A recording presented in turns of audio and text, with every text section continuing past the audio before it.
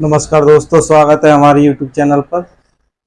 पिछली क्लास में आपने 10th क्लास की आप केमिस्ट्री पढ़ रहे हैं, जिसमें पहला चैप्टर था वो रासायनिक अभिक्रियाएं एवं समीकरण, वो आपने पूरा पढ़ लिया। वो दो पार्टों में बनाया है। अब दूसरा जो चैप्टर है अम्ल क्षार लवण के बारे में, और इसमें पढ़ाएंगे क्या। अम्ल को जानेंगे, अम्ल क्या है, कैसे बनता है। क्षार को जानेंगे, लवण को जानेंगे, और इन तीनों की ही क्रियाएं कराएंगे अन्य पदार्थों के साथ, तो वो क्या बनते हैं। ठीक है। इसमें लास्ट में आप पीएच स्केल पढ़ेंगे, दावन सोडा पढ़ेंगे, पीओपी पढ़ेंगे,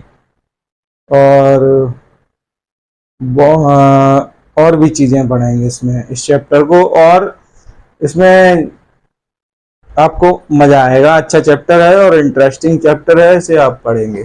ठीक है, तो चलिए शुरू करते हैं। कि जैसे कि चैप्टर का नाम है अम्ल क्षार एवं लवण, जो आपका चैप्टर जो है वो है 2।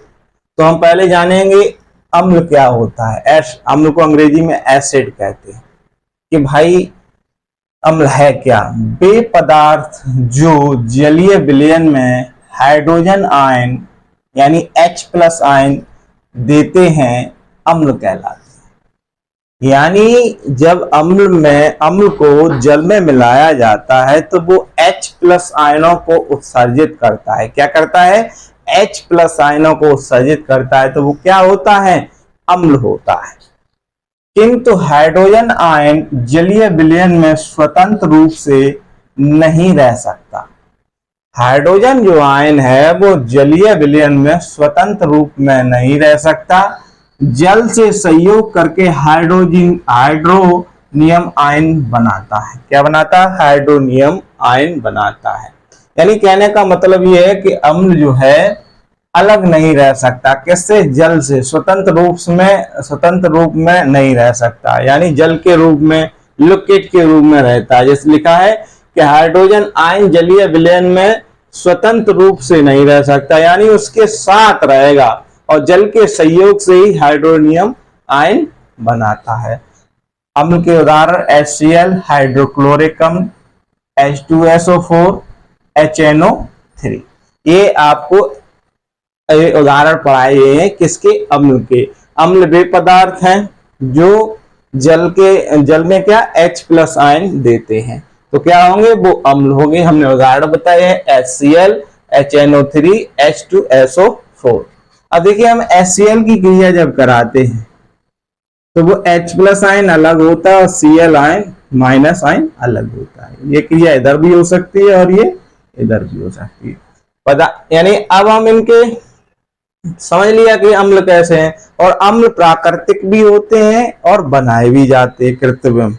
ठीक है, तो ये बनाए हुए अम्ल हैं। ठीक है, तो अब हम पढ़ेंगे इनके लक्षणों के बारे, यानी कैरेक्टर, इनके लक्षणों के बारे में पढ़ें। अम्लों का स्वाद कैसा होता है? सभी जानते हैं, खट्टा होता है। ये नीले लिटमस पेपर को लाल कर देता है। भाई ये एक सूचक है, सूचक के रूप में इसका उपयोग करते हैं क्षार के लिए और लवण के लिए।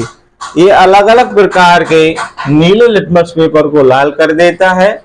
और ये अम्लों का पीएच मान जो होता है वो 7 से कम होता है। भाई एक पीएच स्केल होता है, एक पैमाना होता है जिससे ये पता चलेगा कि ये क्षार है या अम्ल है या उदासीन है, जो कि 0 से लेकर 14 तक की संख्याओं को काउंट करता है। और जो उसमें 7 होता है वो उदासीन होता है। 7 से नीचे चलने पर, नीचे आने पर, उल्टा आने पर वो अधिक अम्लीय होता चला जाएगा, और ऊपर जाने पर उधर अधिक क्षारीय होता जाएगा। तो इसमें लिखा है नीला लिटमस पेपर कैसा हो जाता है? लाल हो जाता है।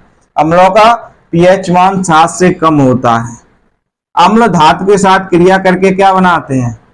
Hydrogen gas. ये इंपॉर्टेंट पॉइंट है, क्योंकि आपके हाई स्कूल यूपी बोर्ड में कई बार और सीबीएसई दोनों में पूछा गया है कि हाइड्रोजन यानी जब एसिड की क्रिया किसी मेटल के साथ कराने पर क्या बनता है? H यानी हाइड्रोजन गैस निकलती है। क्या निकलती है? हाइड्रोजन गैस निकलती है। ऐसे समझ लेना। अब आगे आप कराएंगे मेटल की क्रिया और एसिड के साथ। अब हम पढ़ेंगे क्षार को। क्षार क्या है? बेयौगिक जो जलीय विलयन में ऑक्सिल आयन, हाइड्रोक्सिल आयन यानी OHO माइनस आयन देते हैं। क्या देते हैं? हाइड्रोक्सिल आयन को होता है OH देते हैं, इसके अतिरिक्त कोई आयन नहीं होता, तो वो क्या होगा? क्षार कहलाएगा। क्या कहलाएगा?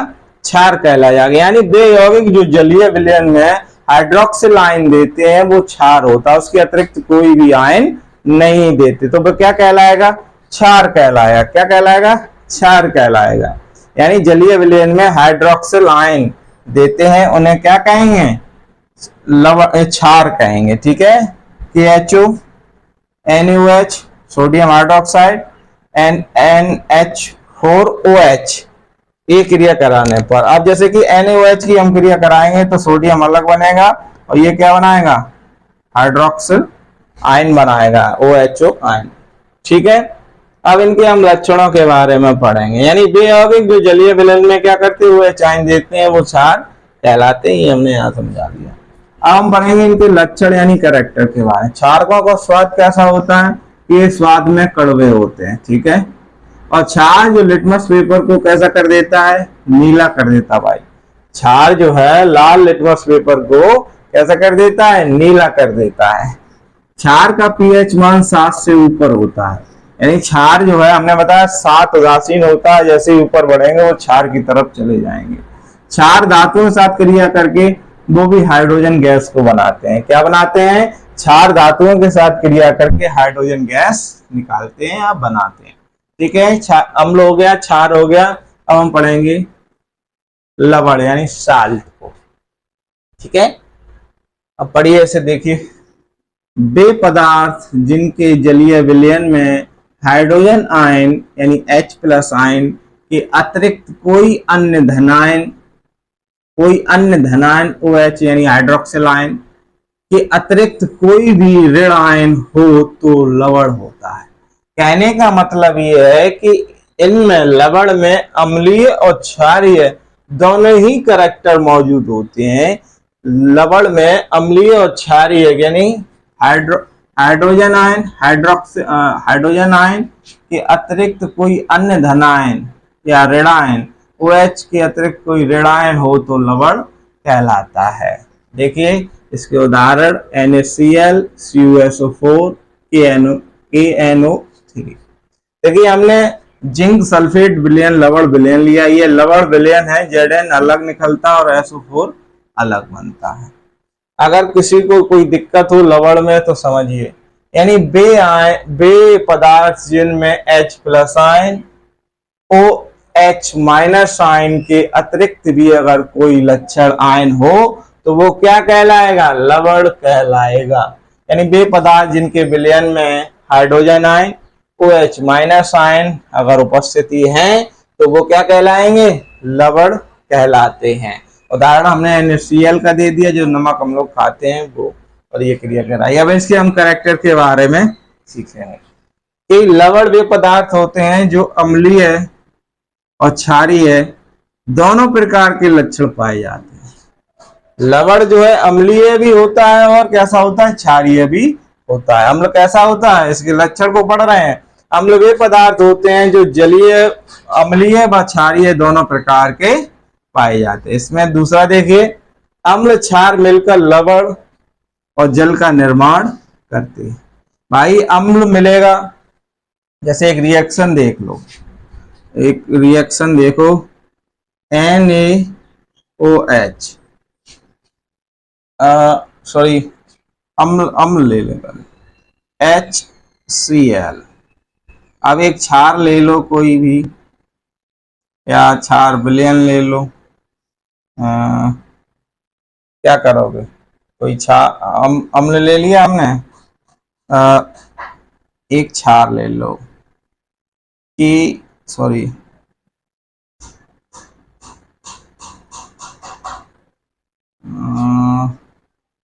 लवड़ी तो पढ़ रहे हैं, NaCl नहीं, यानी ये जो है ये अलग रिएक्शन हो जाए, छोड़िए इसे।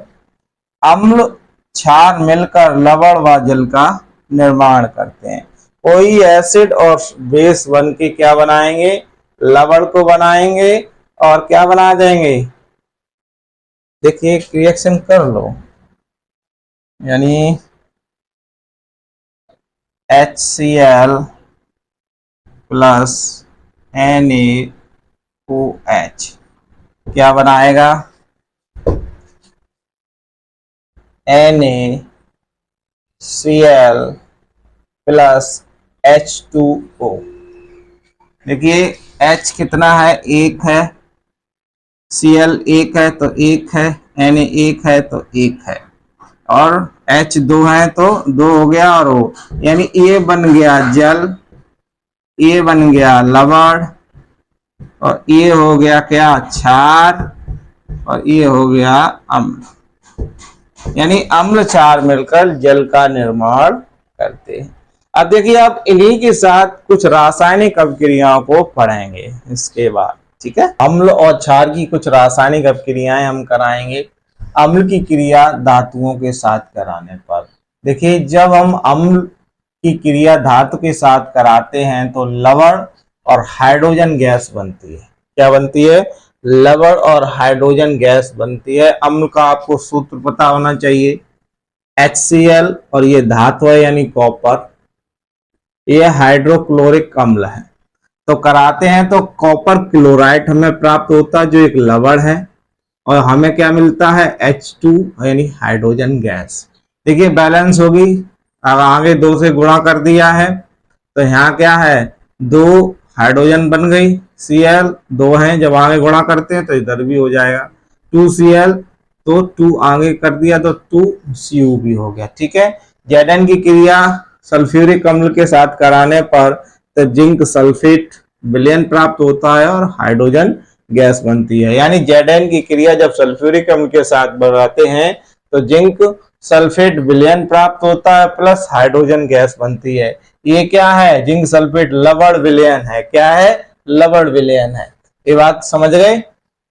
इसके बाद आगे देखिए क्षार की क्रिया धातु के साथ कराने पर, भाई जब धातुओं की क्रिया क्षार के साथ कराते हैं तो लवण, ये देखिए लवण और हाइड्रोजन गैस बनती है। क्या बनती है, हाइड्रोजन गैस बनती है। जैसे कि हमने एक क्या ले लिया, क्षार ले लिया NaOH, और एक धातु ले ली क्या, जिंक।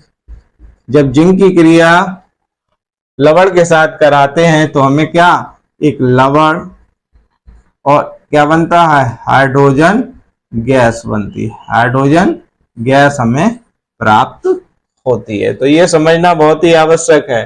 जैसे कि यहाँ Na कितने हैं, 2 है, तो ये भी 2 हो जाएंगे, ठीक है। Zn 1 है तो Zn 1 हो जाएगा। जब यहाँ गुणा कर दिया कितने का, तो O कितने हैं, O 2 हो गए, ठीक है। और ये क्या बना, ये बना सोडियम जिंकेट। क्या बना, सोडियम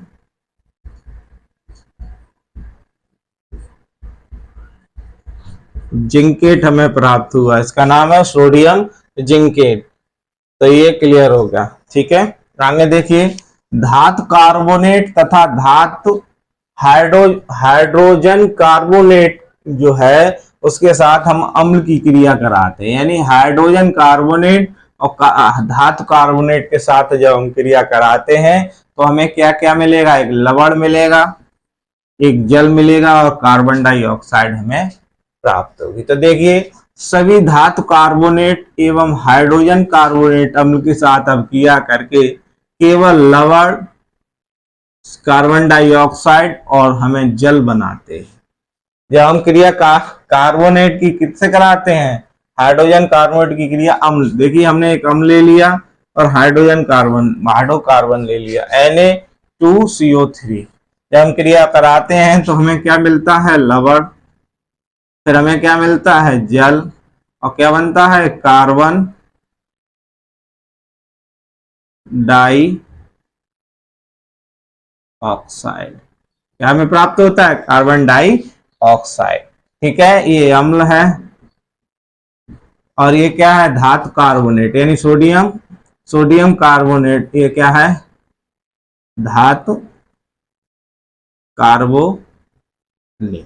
कि जब हम धातु कार्बोनेट की क्रिया जब अम्ल के साथ हम कराते हैं तो लवण, जल और कार्बन डाइऑक्साइड हमें प्राप्त होता है। अब हम बात करें अम्ल की क्रिया क्षारकों के साथ कराने पर।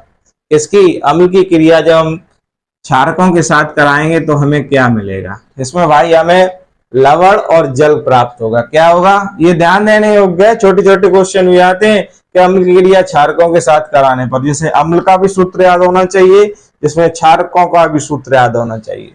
जब अम्ल की क्रिया क्षार के साथ कराते हैं तो लवण व जल हमें प्राप्त होता है।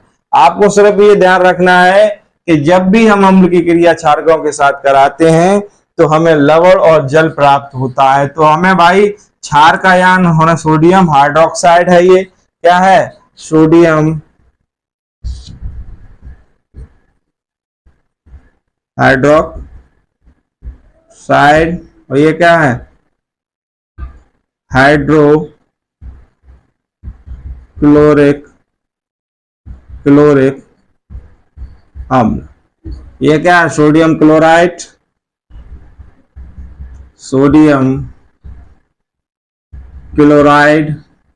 और ये क्या है? जल। जब हम सोडियम क्लोराइड और हाइड्रोक्लोरिक अम्ल की क्रिया कराते हैं तो हमें लवण, क्या बना? लवण, और हमें जल प्राप्त हुआ। कब? जब अम्ल की क्रिया हम किसी क्षारकों के साथ कराते हैं तब। ठीक है, देखिए अब देखेंगे धात्विक। अब जो एसिड की जो रिएक्शन है वो धात्विक ऑक्साइडों के साथ कराती है। धात्विक ऑक्साइड क्या होते हैं? जिन धातुओं में ऑक्सीजन जुड़ता है उन्हें धात्विक ऑक्साइड कहते हैं। जैसे कि हमने लिया है NaO यानी sodium oxide, Ca calcium oxide, यानी जिन तत्वों में ऑक्सीजन की मात्रा जुड़ी होती है उन्हें क्या कहते हैं? धातु ऑक्साइड। और क्रिया किसके साथ करा रहे हैं? अम्लों के साथ करा रहे हैं। किसके साथ करा रहे हैं? अम्लों के साथ। किसकी क्रिया? धातु की क्रिया धात्विक ऑक्साइड को साइड कराते हैं। धातु ऑक्साइडों की अब क्रिया अम्ल के साथ कराने पर लवण और जल का निर्माण होता है। धात्विक ऑक्साइडों की क्रिया कराने पर लवण और जल का निर्माण होता है। ये धातु ऑक्साइड है, इसका नाम है कैल्शियम ऑक्साइड। क्या नाम है? Calcium oxide.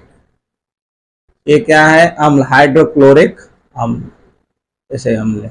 ये क्या बना? कैल्शियम क्लोराइड और जल का निर्माण हुआ। ये क्या बन गया? ये है वैसे कैल्शियम क्लोराइड, लेकिन लवण, ये कैल्शियम क्लोराइड, और ये क्या बन गया? जल बन गया। और ये है क्या? लवण। क्या है ये? ये लवण है।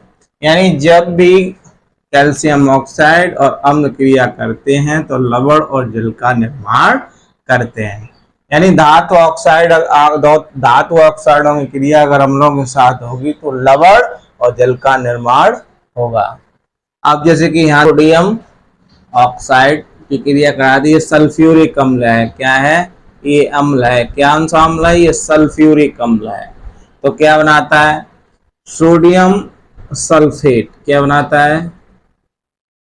सोडियम सल्फेट विलयन। क्या बनाता है?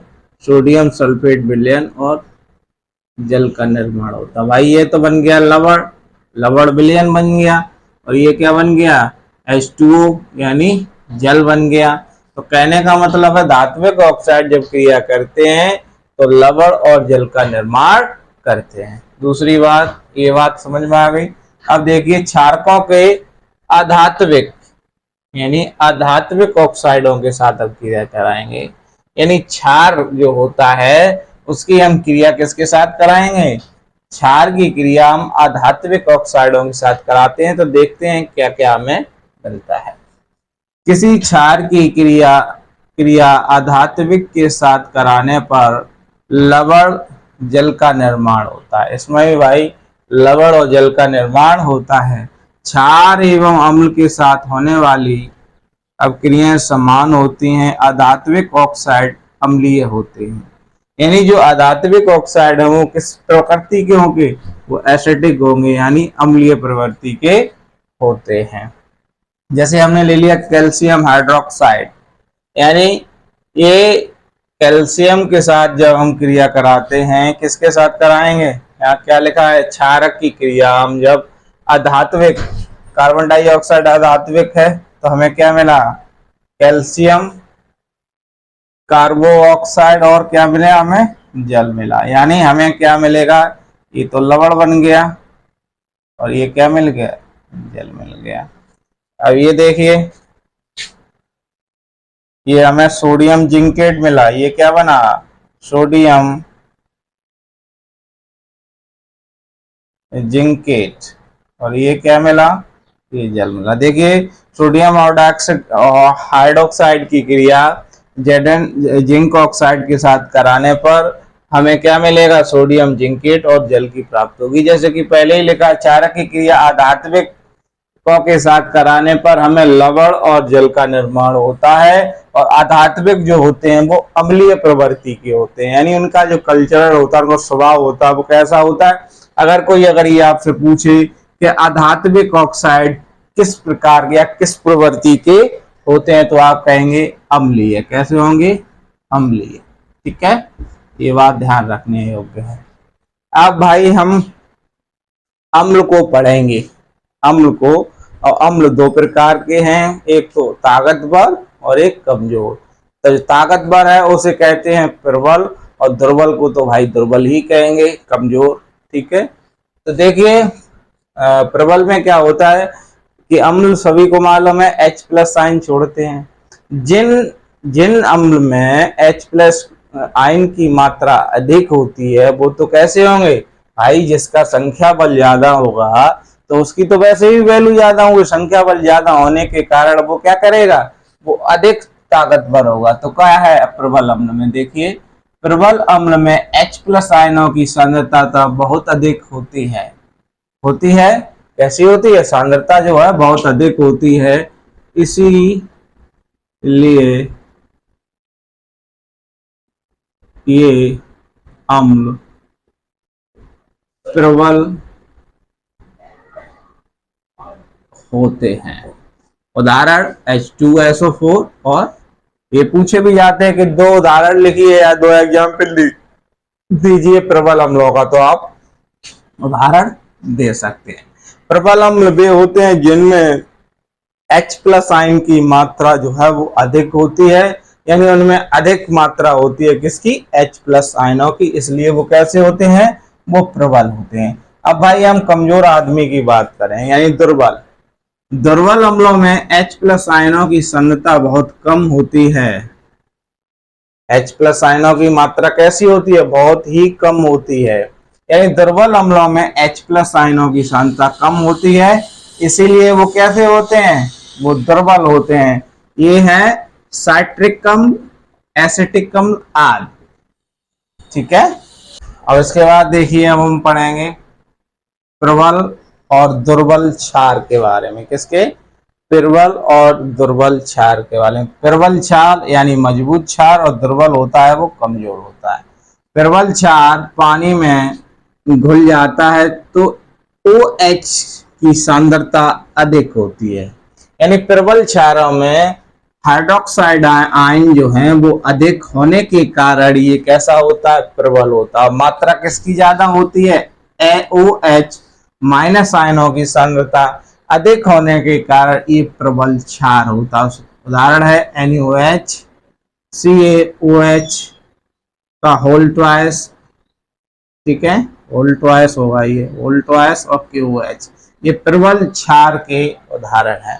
दुर्बल में क्या है, वे क्षार जो कम सांद्रता तक आयनीकृत होकर कम मात्रा में OH आयन उत्पन्न करते हैं, तो वो कैसे होते हैं, दुर्बल क्षार कहलाते हैं। यानी वे क्षार जो OH- आयन को कम मात्रा में उत्सर्जित करते हैं तो वो क्या कहलाएंगे, दुर्बल क्षार कहलाते हैं।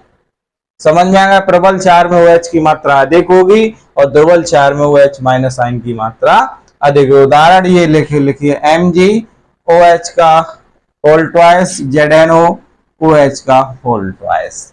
अब इसके बाद हम ये तो हम प्रबल अम्ल दुर्बल अम्ल पढ़ लिया आपने, क्षार पढ़ लिया। अब इनके एक पैमाना है जिसे पीएच स्केल के नाम से जाना जाता है, उसका अध्ययन करेंगे। देखिए पीएच स्केल एक ऐसा पैमाना है जिसमें आप 0 से 14 तक के मानों को ज्ञात कर सकते हैं, जिसमें अम्ल जो होते हैं वो H+ आयन होते हैं और OH- आयन किसमें होते हैं, क्षार में। समझना पहली बात। और जो 7 जो होता है वो उदासीन होता है। कैसा होता है 7 जो होता है उदासीन होता है। अब यहां से संख्या चलती आई 1 2 3 4 5 6, जैसे कि 1, अब यहाँ पैमाना गड़बड़ हो जाएगा, जैसे कि 1 2 3 4 5 6, जैसे कि संख्या 1 2 3 4 5 6 और ये 7 8 9 10 11 12 13 और 1 14। तो यहाँ ये 8 9 10 11 12 13 और ये 14। कि देखिए कहने का मतलब ये है कि जब 7 उदासीन होता है, यानी ना तो वो क्षारीय ना वो अम्लीय, जब वो 7 से इधर 0 की तरफ आता है तो अम्लता बढ़ेगी, यहाँ पर अम्लता कम होगी। और यहाँ पर क्षारीयता कैसी होगी, कम होगी। जब वो इधर की तरफ जाएगा, इधर की तरफ बढ़ेगा तो क्षारीयता बढ़ेगी। अब देखिए क्या कहता है इसका, किसी विलयन में H+ आयन की सांद्रता के निर्धारण के लिए सैरिसन ने, एक वैज्ञानिक थे जिसका नाम है सैरिसन, ने 1909 में एक पैमाना दिया जिसे पीएच स्केल कहते हैं। यानी पीएच स्केल जो दिया वो सैरिसन ने 1909 में दिया था। पीएच स्केल किसने दिया, सैरिसन ने 1909 में दिया। और इससे क्या करते हैं, किसी विलयन में उपस्थित हाइड्रोजन आयन यानी H+ आयन की सांद्रता ज्ञात करने के लिए पीएच स्केल को विकसित किया गया था। यानी उन्होंने जो सैरिसन ने इसे इसलिए बनाया कि किसी भी विलयन में H+ आयन की मात्रा को निर्धारित करने के लिए उन्होंने इस पैमाना को विकसित किया गया था।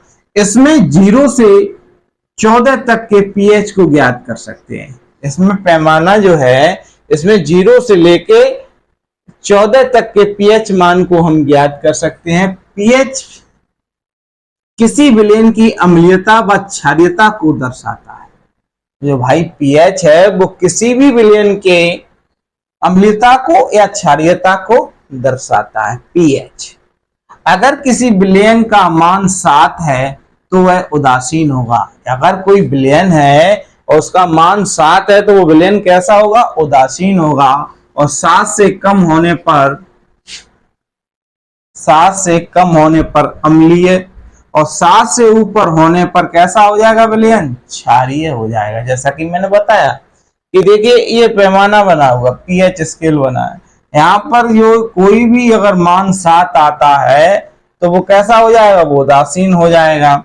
और जैसे ही वो 7 से नीचे घटता है, जैसे 6 5 4 3 2, तो वो अधिक अम्लीय। आप जैसे कोई कहे कि किसी विलयन का पीएच मान 6 है, किसी विलयन का पीएच मान 6 है और किसी विलयन का पीएच मान 2 है, तो इनमें सबसे ज्यादा अम्लीय कौन होगा, तो भाई 2 होगा।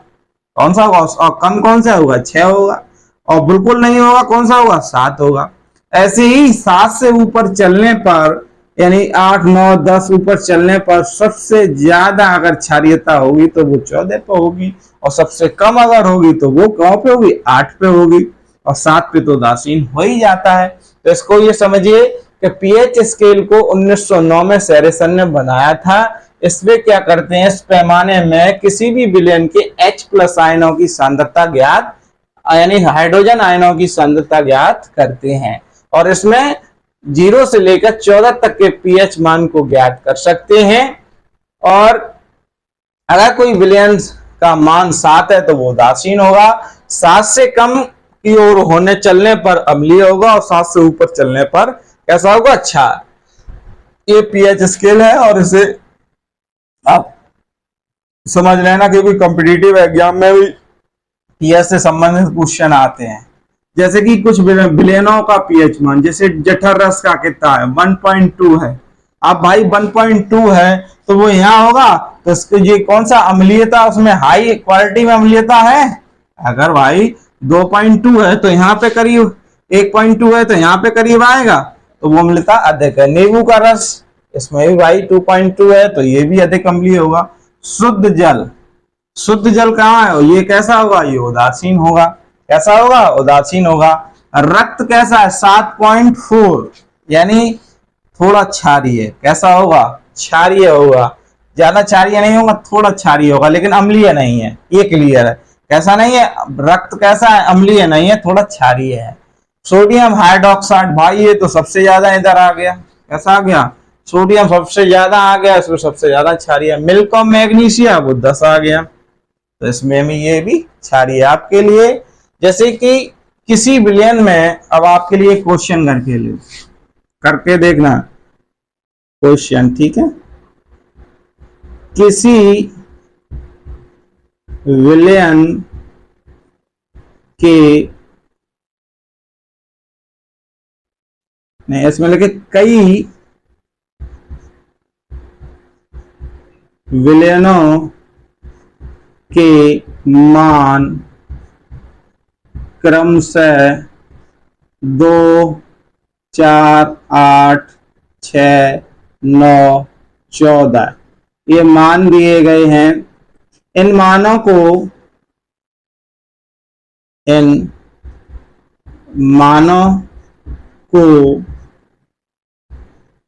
बताइए कि अम्लीय हैं या क्षारीय या उदासीन। ये आपके लिए क्वेश्चन है कि कई विलयन हमने दिए जिसका मान क्रम से, जिसका मान पीएच मान कितना,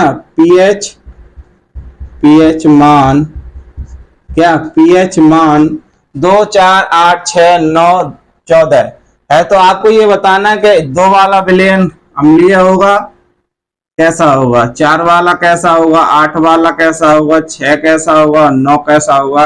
ये सिर्फ आपको पीएच पैमाना देखकर बताना है कि इन विलयनों का मान कैसा होगा। तो हमें कमेंट में जरूर बताइए कि इनका मान क्या होगा। ठीक है, सभी के लिए क्वेश्चन, होम क्वेश्चन, और फिर अगली क्लास कल होगी। और पसंद आए तो लाइक और शेयर करिए। Thank you.